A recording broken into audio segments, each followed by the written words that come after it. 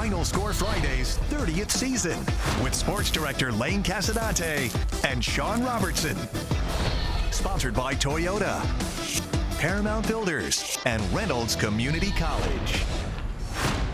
Good evening, everyone. Welcome to week 11 of Final Score Friday. Sean and I flying solo here tonight in the studio. We have the rest of the regular season to get through. Everybody, we're going to tell you how everybody fared tonight as we get through the rest of the show and try and break down some of the playoff matchups that begin next week. And we're going to start as we always do with our game of the week. This might be the game of the year, might be the game of the decade. Exactly why this designation was created. Number one, Matoaca had not had an undefeated regular season in 18 years. They could do that tonight. However, in their way, fourth-ranked Dinwiddie, the Generals were not only looking to extend their winning streak over the Warriors to 9 straight, but hopefully get the number 1 seed in Region 4B and make everyone come to the pit in the postseason.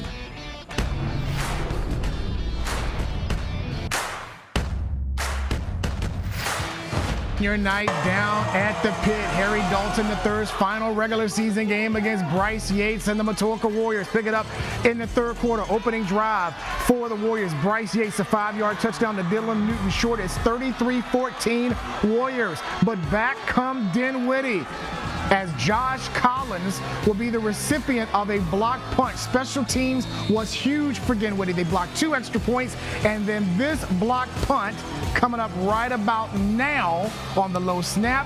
Josh Collins recovers it in the end zone. Generals come back from 19 down to take a 37-33 lead. Later in the fourth quarter is Yates. This is going to be his 4th touchdown that he accounted for in the game. Warriors back in front 39-37, but they left enough time on the clock for Dalton and the Generals offense to go down the field. He scores from 4 yards out.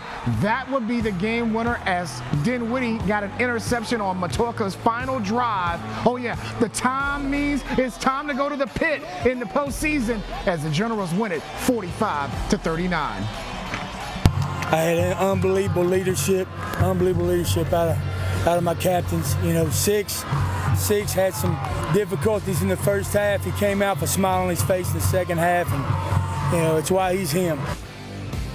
He's a bad man. Him. Down at Chesterfield, LC Bird hosted number 10 Midlothian, 2 teams that could very well meet each other again next week in the playoffs. Midlo just 1 win against the Skyhawks since 1986, and Bird got out to a big lead. Corey Highland is going to come up with a TD run here shortly, and that would give them an early 7-0 lead. Then Jason Wright had a touchdown run again. The Skyhawks built a big lead in this game, but Midlothian tried to come back, but it wasn't enough. The Skyhawks hang on to win 30-22. We'll see if they meet each other again next week in the first round. We head out to the East End. Number 5, Highland Springs hosting Hanover. The Hawks got a huge playoff boost with last week's impressive win over Douglas Freeman, and another one would cement their spot in Region 4B. However, on 4th down, the Hawks, they go for the fake field goal. Nolan Chris, oh yeah, he's going to take it all the way down to the Springers' 5-yard line, and that will set up Chris with the 5-yard TD pass to Jason Parker and his 7-0 Hawks on the road. But back come the Springers and their quarterback, Nelson Lane, the Army commit, doing things on the ground. A 48-yard touchdown run that tied the game up at 7. They would force a fumble and lead to an Evan Ford touchdown run.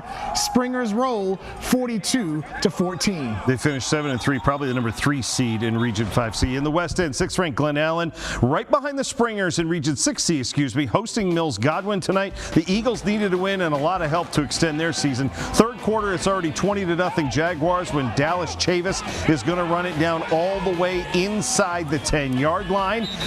That is going to set up a 3-yard touchdown run from Chavis, and it's 27-0.